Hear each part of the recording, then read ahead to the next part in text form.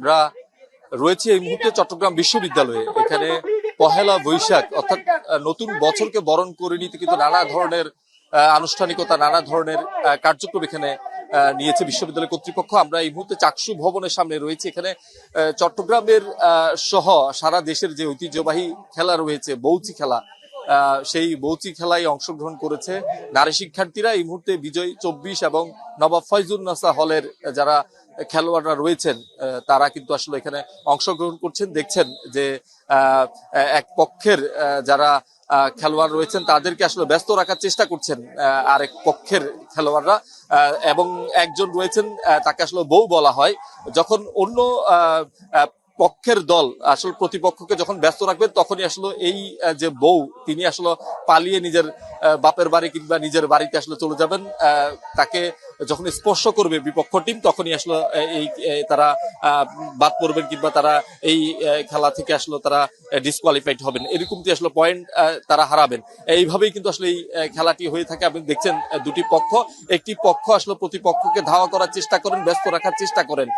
এই সুযোগ আসলে যখন প্রতিপক্ষের খেলোয়াড়রা ব্যস্ত থাকবেন তখন আসলে সুযোগ বুঝেই সেই বউ কিন্তু তার ঘরে চলে যাবেন।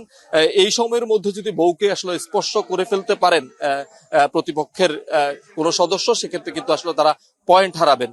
এভাবেই কিন্তু এই ঐতিহ্যবাহী যে খেলাটি সেটি আসলে এখানে চলছে, এবং এখানে বিশ্ববিদ্যালয়ের শিক্ষার্থী, বিভিন্ন আগত অতিথিরা কিন্তু এখানে সেই খেলাটি উপভোগ করছেন। আপনারা দেখছেন যে এই ঐতিহ্যবাহী খেলাটি আসলে গ্রামীণ জনগোষ্ঠীর একটি খেলা, এবং সেটি আসলে খুব জনপ্রিয় বিভিন্ন অঞ্চলের, এবং সেটি আপনি দেখছেন যে এখানে চলছে। এবং নারী শিক্ষার্থীরা সবগুলো হলের পক্ষ থেকে আসলে এই খেলায় তারা অংশগ্রহণ করেছেন। এই মুহূর্তে দুটি দলের অর্থাৎ দুটি হলের মধ্যে এই প্রতিদ্বন্দ্বিতা হচ্ছে, এবং যারা এখানে দর্শকরা রয়েছেন তারা কিন্তু কিছুক্ষণ পর পরই তাদের যে অনুসারীরা রয়েছেন, দলের সমর্থকরা রয়েছেন, তারা হাততালির দিয়েই কিন্তু আসলে তাদেরকে উৎসাহ যোগাচ্ছেন। আমরা আসলে চেষ্টা করব, অনেকেই আছেন যে খেলাটি সম্পর্কে আগে থেকে আসলে ধারণা তাদের রয়েছে কিনা সেই বিষয়টি আসলে আমরা জানার চেষ্টা করবো। আপনি কি এই খেলাটি আগে থেকে জানেন কিনা, না শুনেছেন? মানে এই খেলাটি সম্পর্কে আপনি আগে থেকে জানেন কিনা? না, আমি এর আগে শুনেছিলাম, তবে সরাসরি দেখানো হয়নি। তো আজকে প্রথম দেখতেছি। তো পয়লা বৈশাখ উপলক্ষে ক্যাম্পাসে ঘুরতে আসছে, এটা আলাদা একটা অনুভূতি আমাদের। তো এখানে এসে আরো ভালো লাগতেছে, প্রথমবার আমি দেখছি। আসলে শুনছেন যে বিভিন্ন শিক্ষার্থীরা কিন্তু এখানে এসে তারা আসলে চেষ্টা করছেন। একটু আমরা এখানে একজন রয়েছেন, আমরা একটু চেষ্টা করব যে এই খেলার নিয়মটা কি সেটি আসলে যারা এখানে রয়েছেন তাদের কাছ থেকে জানার। সেটি নিশ্চয় আমাদের চেয়ে যারা এখানে পার্টিসিপেন্ট রয়েছেন কিংবা এখানে যারা রেফারিরা রয়েছেন তারা আসলে আমাদের চেয়ে নিশ্চয়ই তারা এই খেলার যে কৌশল কিংবা এই খেলাটি আসলে কিভাবে খেলতে হয় সেই বিষয়টি নিশ্চয় আমাদের চেয়ে তারা ভালো বলতে পারবেন।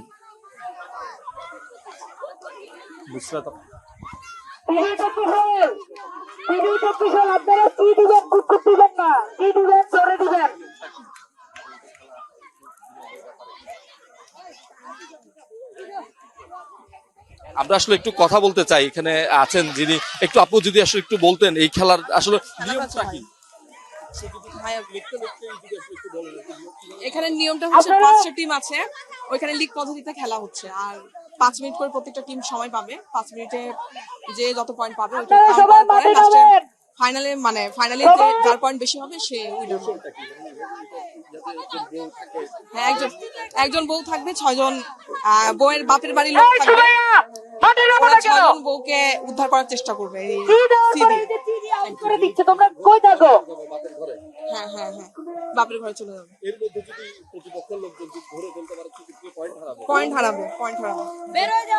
শুনছিলেন যে বউর বাপের বাড়ির পক্ষের কিছু লোক থাকবেন এবং তারা শ্বশুর বাড়ির পক্ষের লোকজনকে প্রতিহত করার চেষ্টা করবেন যাতে বউ বাপের বাড়িতে যেতে না পারে। সেক্ষেত্রে যদি এখানে এই যে আমরা দেখছি বউ কিন্তু আসলে নিরাপদেই তার বাপের বাড়িতে চলে গেছে, সেক্ষেত্রে বউয়ের পক্ষের যে হলটি, যে পক্ষটি সেটি আসলে পয়েন্ট পেলেন, এবং একই সাথে যারা শ্বশুর বাড়ির পক্ষের লোকজন বা বউকে আসলে আটকানোর যারা রয়েছেন তারা যদি আসলে তাদেরকে আসলে দেখছেন যে প্রতিপক্ষের লোকজন ব্যস্ত রাখার চেষ্টা করছে, অর্থাৎ বাপের বাড়ি যারা রয়েছেন তারা আসলে ব্যস্ত রাখার চেষ্টা করছেন, এবং সেই কৌশলে যখন আসলে একেবারেই বউ তার যে যাওয়ার পথটি আসলে তিনি যখন দেখেন যে কোনো প্রতিপক্ষের খেলোয়াড়রা নেই, তখনই তিনি কিন্তু আসলে তার বাপের বাড়িতে দৌড়ে চলে যান, এবং তিনি যখন সফলভাবে আসলে পৌঁছে যান তখন আসলে তারা একটি পয়েন্ট পেয়ে যান।